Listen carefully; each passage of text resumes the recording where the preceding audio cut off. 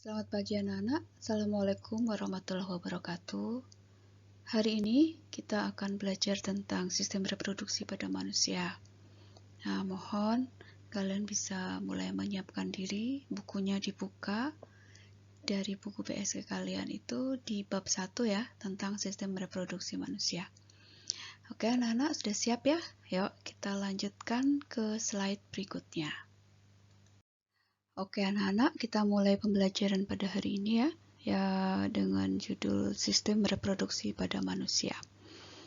Nah, kita tahu bahwa setiap makhluk hidup itu harus selalu bereproduksi. Mengapa demikian?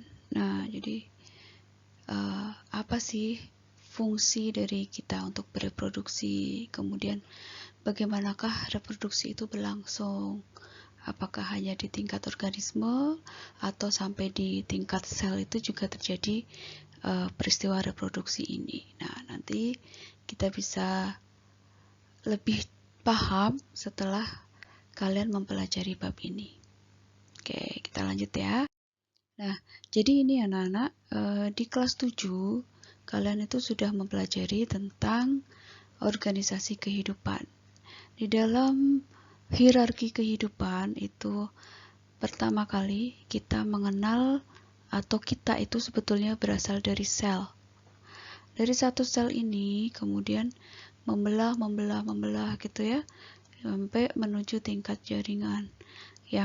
Jadi kalau ke jaringan itu adalah sel-sel yang fungsinya sama, membentuk jaringan, kemudian jaringan saling berikatan, membentuk organ, melaksanakan fungsi tertentu, kemudian organ ini menjadi sistem organ, masing-masing sistem organ saling berkoordinasi, jadilah organisme atau individu seperti kita. Nah, anak-anak, ini adalah hal yang patut kita syukuri ya, karena kita sudah diberikan keteraturan di dalam tubuh kita. Jadi kita diciptakan itu dalam kondisi yang sudah sangat sempurna. Nah, untuk itu anak-anak, keteraturan ini terjadi awal mulanya dari mana? Ternyata dari pada saat kita masih satu sel tadi ya, kemudian berkembang terus menjadi banyak sel dan menjadi organisme yang utuh seperti sekarang ini. Nah, pernahkah kalian berpikir bagaimana ibu mengandung? Kemudian apakah ibu bisa mengandung tanpa kehadiran ayah? Tentu jawabannya tidak. Nah, untuk itu perlu ada suatu perkawinan, pernikahan, yang intinya dari pernikahan antara ayah dan ibu kalian, lahirlah kalian. Nah, jadi proses menghasilkan keturunan itu melibatkan sistem reproduksi. Begitu kurang lebihnya. Oke, sekarang kita lanjut. Oke, jadi tadi ya, ada 3 alasan mengapa sel bisa mengalami pembelahan. Jadi di bab reproduksi ini kita juga mempelajari tentang pembelahan sel. Selain juga nanti kita akan belajar tentang struktur dan fungsi sistem reproduksi manusia serta penyakit pada sistem reproduksi dan upaya pencegahannya. Jadi ada 3 alasan mengapa sel itu mengalami pembelahan. Yang pertama untuk pertumbuhan, yang kedua untuk perbaikan, dan yang ketiga untuk reproduksi. Masih ingat ya, kamu salah satu ciri makhluk hidup adalah mengalami pertumbuhan. Makhluk hidup dapat tumbuh karena sel-selnya itu bertambah banyak. Semakin banyak sel dalam satu makhluk hidup, maka semakin besar ukuran makhluk hidup itu. Pernah juga kah kamu mengalami luka pada tubuhmu?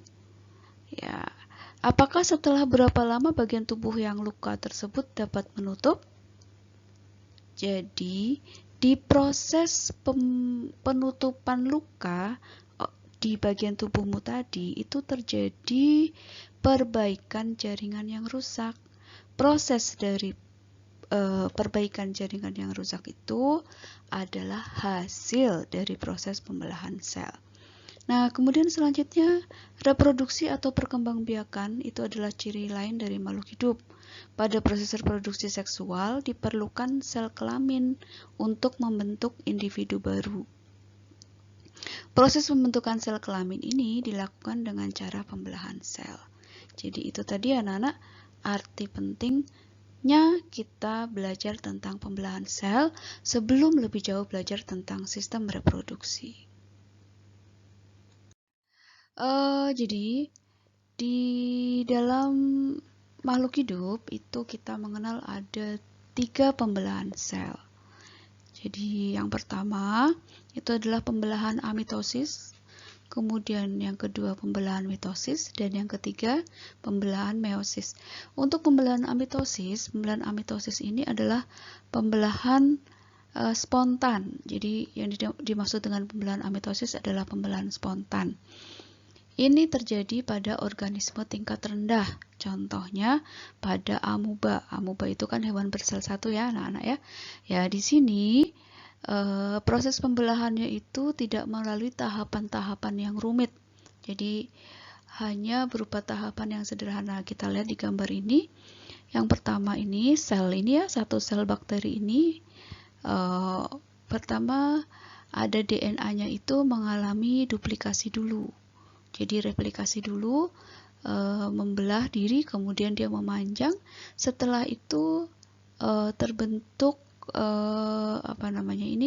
dinding sel dan terjadi pembelahan. Jadi tadi DNA yang pertama 1 mengalami replikasi jadi 2 DNA, kemudian selanjutnya 2 DNA ini saling memisahkan diri ya, kurang lebih seperti itu, sehingga akhirnya terbentuk 2 sel anakan dari 1 sel induk. Nah, ini pembelahan amitosis itu sekali lagi tidak terjadi pada makhluk hidup tingkat tinggi, tapi hanya terjadi pada makhluk hidup tingkat rendah. Jadi di dalam makhluk hidup yang tingkat rendah ini, pembelahan amitosis itu kurang lebih itu juga berlangsung sebagai proses reproduksi mereka. Selanjutnya, proses pembelahan yang terjadi pada organisme tingkat tinggi itu ada 2 macam, yaitu pembelahan mitosis dan pembelahan meiosis. Nah, menurut teori sel, semua sel hidup maksudnya ya, berasal dari sel yang sudah ada sebelumnya. Teori ini dikemukakan oleh Rudolf Virchow pada tahun 1855. Pembentukan sel-sel baru atau anakan dari sel yang sudah ada sebelumnya dapat terjadi melalui proses pembelahan sel. Nah, proses pembelahan sel ini yang tadi saya kemukakan pada organisme tingkat tinggi itu dibedakan menjadi 2, yaitu pembelahan mitosis dan pembelahan meiosis. Pembelahan mitosis terjadi pada sel-sel tubuh dari makhluk hidup. Pada pembelahan ini dihasilkan sel anakan yang mempunyai kromosom yang jumlahnya sama dengan jumlah kromosom induknya. Ya, untuk diperhatikan anak-anak, kromosom ini adalah materi genetik yang yang berperan dalam pewarisan sifat. Itu nanti kita pelajari di bab 3 ya. Nah, bagaimanakah dengan pembelahan secara mitosis? Kita lihat dulu ya, dari gambar ini. Kita lihat anak-anak, di dalam pembelahan mitosis itu ada dihasilkan kromosom yang bersifat 2N atau diploid. Nah, di dalam pembelahan mitosis ini ada 4 tahap ya, mulai dari profase, metafase, anafase, dan telofase. Nah, ada satu tahap yang merupakan tahap persiapan, itu dinamakan sebagai tahap interfase. Lebih jelasnya bisa kita cek berikut ini. Ya, jadi tujuan pembelahan mitosis itu adalah untuk pertumbuhan, mengganti sel yang rusak. Kemudian terjadinya itu di sel tubuh, dihasilkan 2 sel anakan, kromosom anak sama dengan kromosom induk, didahului dengan interfase, dan ada 4 fase yaitu profase, metafase, anafase, dan telofase. Secara lebih rinci, tahapan pertambahan mitosis adalah seperti ini ya. Yang pertama profase. Di dalam tahap ini, membran inti lenyap. Kromatin menjadi kromosom, sentriol menuju ke kutub masing-masing. Sedangkan pada tahap metafase, yang ciri khasnya itu adalah kromosom sudah berkumpul di bidang ekuator. Selanjutnya, di tahap anafase, kromosom yang tadi berkumpul di ekuator akan saling memisahkan diri menuju ke kutub masing-masing. Dan di tahap telofase, kromosom yang telah sampai di kutub tadi sudah menata diri, kemudian terjadilah membran kembali ya, dan terbentuk membran sel baru. Peristiwa ini adalah akhir dari pembelahan mitosis. Nah, yaitu terjadinya pembelahan sitoplasma. Nama lainnya adalah sitokinesis. Di akhir ini nanti sel menjadi dua.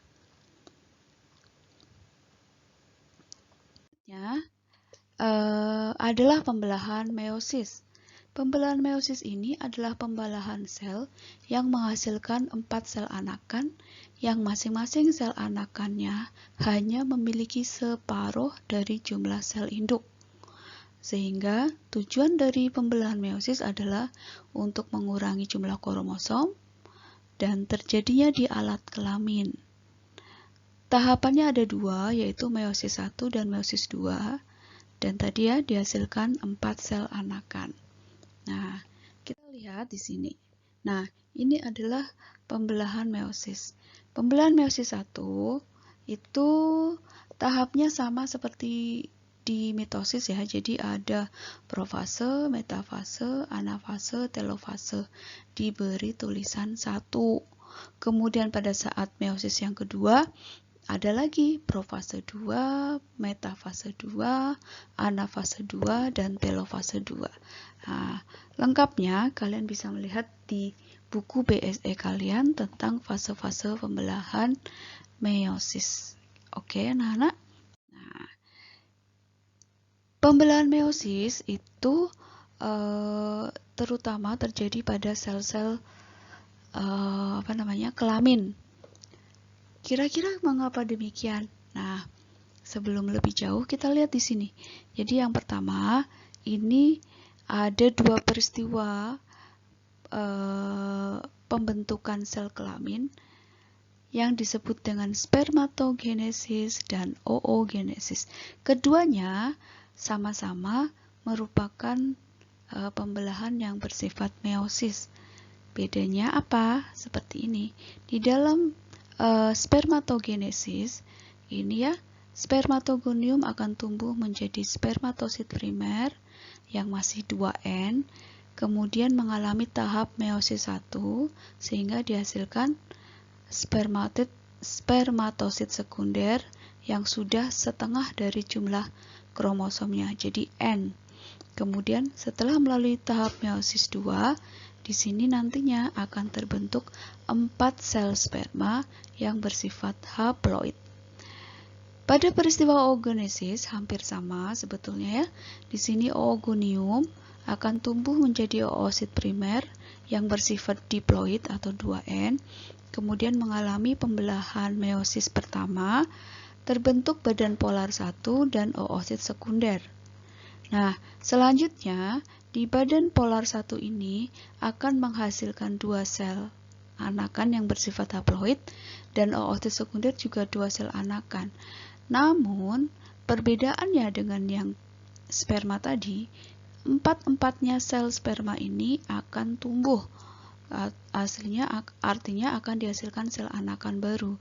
Tetapi pada peristiwa oogenesis, hanya satu yang berkembang menjadi ovum, lainnya berupa badan polar, dan badan polar ini nantinya akan tidak berfungsi.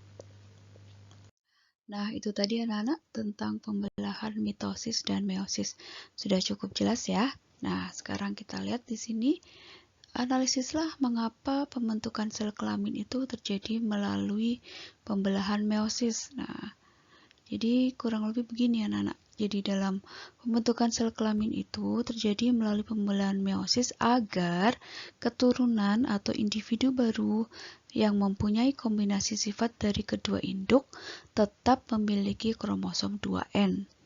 Hal yang perlu diingat di sini adalah pembelahan meiosis disebut juga sebagai pembelahan reduksi, karena sel yang dihasilkan dari pembelahan meiosis memiliki kromosom yang jumlahnya setengah dari jumlah kromosom sel induk. Apabila jumlah kromosom sel induk 2N, maka jumlah kromosom sel anakannya adalah N. Dengan demikian, jumlah kromosom sperma maupun sel telur adalah N. Pada peristiwa fertilisasi, nantinya akan terbentuk sigot. Sigot tersebut memperoleh kromosom dari sel sperma N dan sel telur N, sehingga sigot mempunyai kromosom 2N. Selanjutnya tadi, sigot berkembang menjadi individu baru yang kromosomnya juga 2N sama dengan induknya. Nah, itu ya anak-anak tentang pembelahan mitosis dan meiosis. Terima kasih. Assalamualaikum warahmatullahi wabarakatuh.